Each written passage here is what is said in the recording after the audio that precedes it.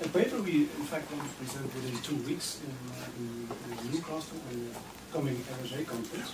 So this is some kind of tryout, let's call it that way.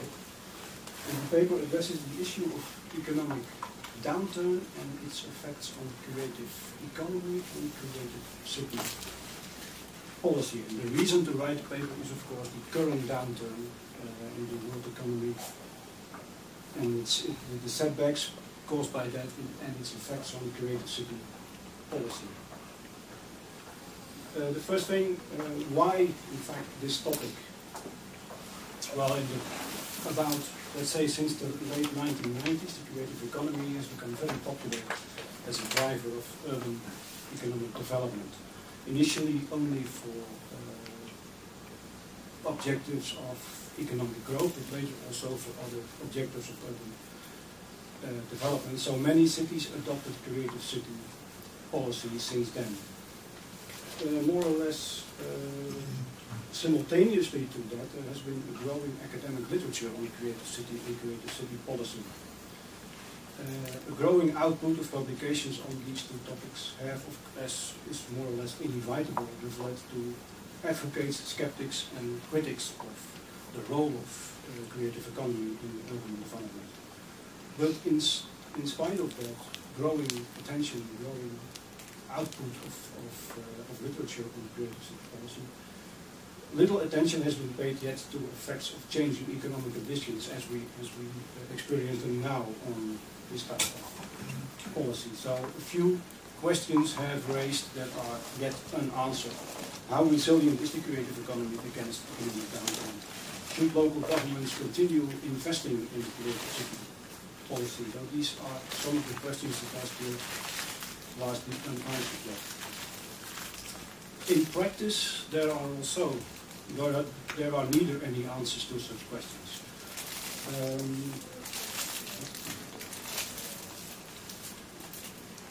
In 2009, the end of 2009, yes, a survey was being held by UrBAct to make an assessment of how economic policies or local urban policies in fact try to counteract the impact of the current economic recession. And it gives a very varied picture. Some of these responses aim at flourishing creative economies and others simply do not.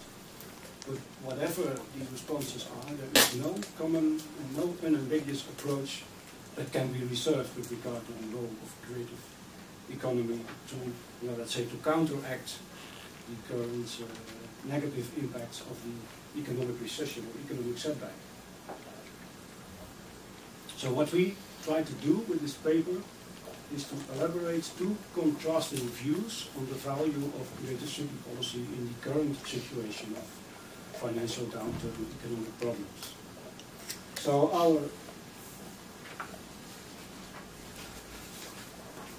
our objective is not to recommend one of these views at the expense of the other. What we want to do is to write, let's say, a thought-provoking text that may be helpful to local policymakers to make up their mind or to assess what the value of creative city policy can be in their specific situation. So, and if we talk about two contrasting views, these two views are on the one hand the view that sees the downturn as a threat to creative economy, and on the other hand the view that sees the downturn in fact as a blessing in disguise, that sees it as an opportunity for a policy to strengthen the creative economy. So these are two quite contrasting views. And for each view, we first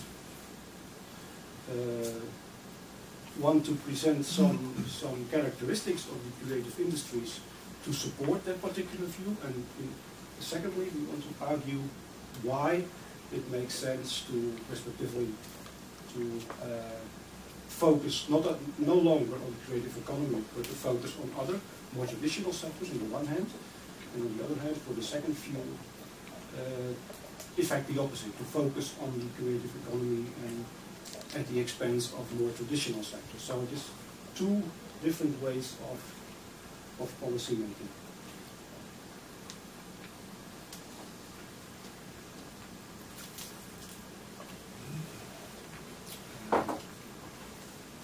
Before we elaborate on these two different views, two, let's say, side steps as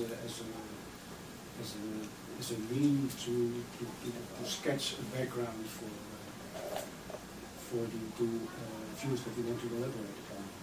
And the first one is, what in fact are the main impacts for local and regional authorities of the current economic problems?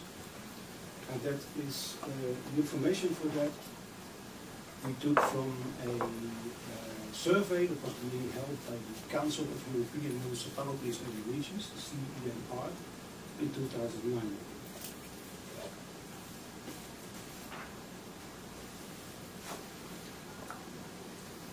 Well, I think it takes too much time to pay much attention on each of these several impacts, but the picture is clear. What happens is that the local authorities, the local policymakers receive less income.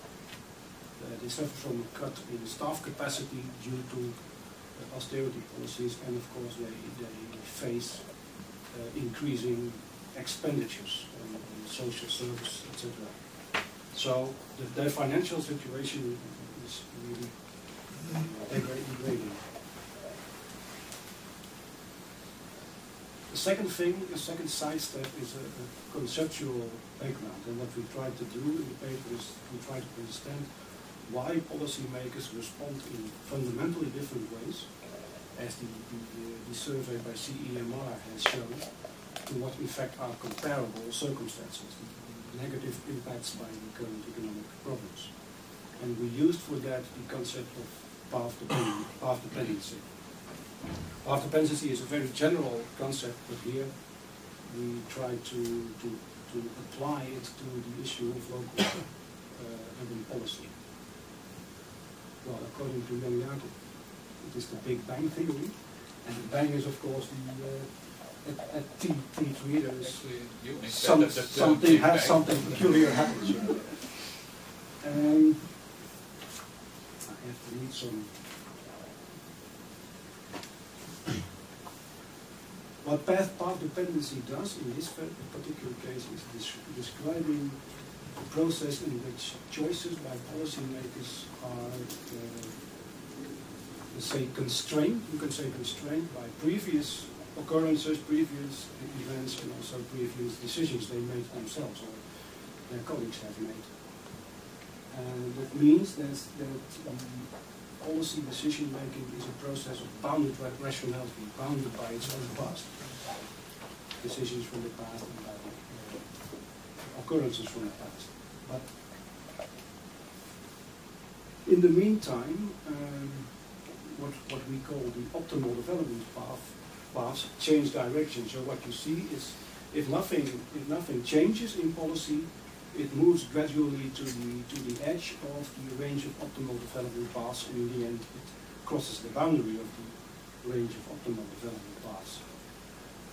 Path dependency, however, does not mean that a policy path like the one here sketched by the black arrows, that such a path cannot be left at all. It can, but only at the expense of many difficulties and sometimes high costs, and sometimes also as a long-term process. So it only happens if a very structural change takes place, and that is what we are calling the Big Bang. So, but nevertheless, if such a change happens, if such a factor of change occurs, there are still two possibilities.